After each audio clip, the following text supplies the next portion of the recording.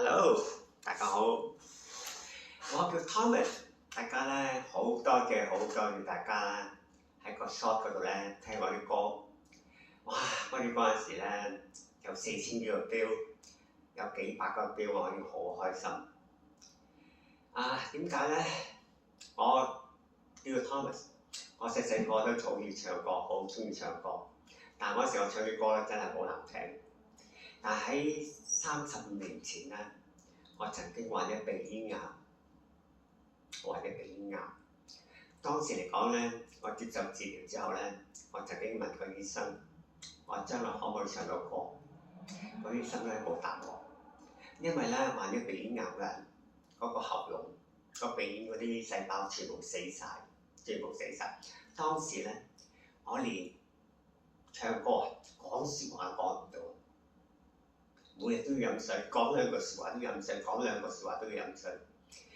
當時我就覺得，我係咪以後唱唔到歌？但係我唔放棄，我每天冇聲我都唱，難聽我都唱。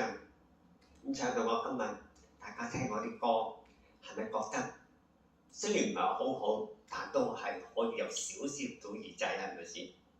其實咧，我相信呢個世界上患咗鼻咽癌嘅人可以唱到，可以聽嗰個嗰啲人咧，唔係好多，好簡單。我講兩句，我已經喉嚨有問題。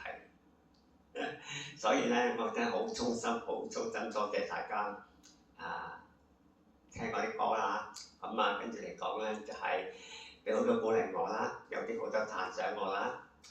我真係好感謝大家。